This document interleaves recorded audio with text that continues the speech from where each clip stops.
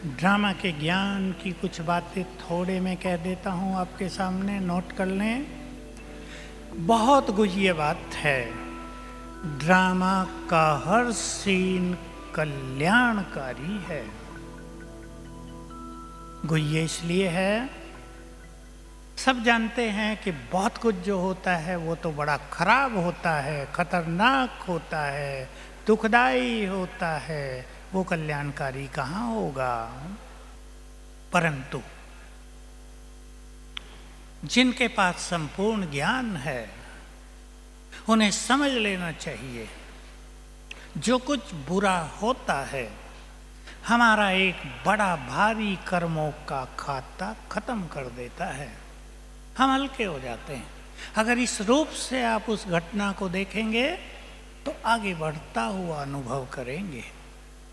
दूसरी चीज जो बाबा ने कभी बहुत ज़्यादा सिखाई थी, अगर तुम्हें कोई सीन अकल्याणकारी भी दिखाई देता है तो उसके पर्दे के पीछे कल्याण छुपा होता है। पर्दा हटेगा, कल्याण दिखाई देगा। इसलिए थोड़ा विवेकपूर्ण होकर, जैसे महाविनाश का समय बहुत बहुत खतरनाक होगा, आप सब बाबा की मुरलियों में सुनते हैं, डरने की बात नहीं, पर उसके बाद जो समय आएगा वो कितना सुंदर है।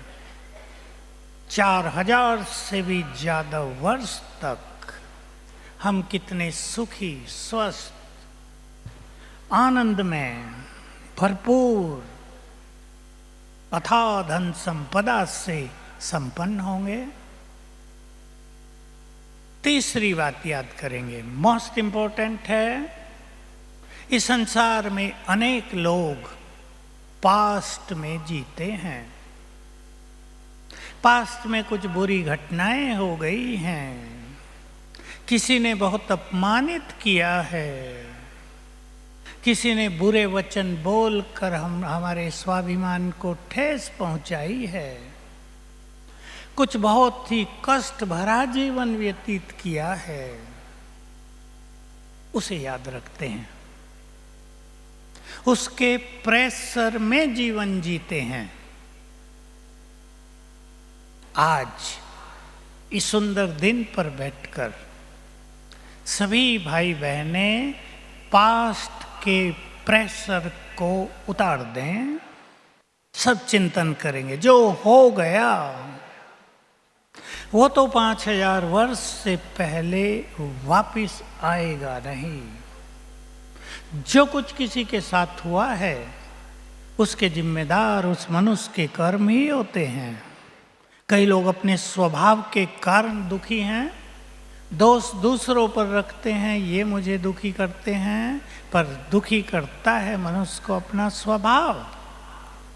कोई हमें बहुत दुखी करता रहे और हम दुखी हो ना, कोई हमें परेशान करता रहे और हम परेशानी को स्वीकार करें ही नहीं, हम ईश्वरीय ज्ञान की मस्ती में रहे तो कोई क्या करेगा।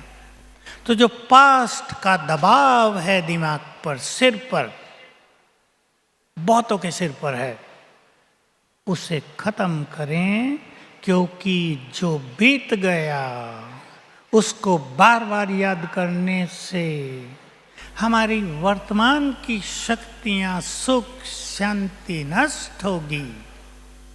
हमें तो प्रभु मिलन का आनंद लेना है। इसलिए किसी कवि ने ठीक गाया है, बलिहारी उस दुख की जिसने प्रभु दियो मिलाए। भगवान मिला दिया। वो दुख ना होते तो बाबा के बहुत बच्चे बाबा के पास ना आते। इसलिए भूल जाएं सब कुछ, उतार दो सारा बोझ आज। और किसी के ऊपर ज़्यादा ही बोझ है तो एक होमवर्क दे रहा हूँ आपको, अपने घर जाकर 7 दिन तक सोने से पहले वो सारा बोझ एक लेटर में लिखकर बाबा को दिखा देना। लो, ले जाओ इसे, खत्म हुआ, ये जला दो उसे।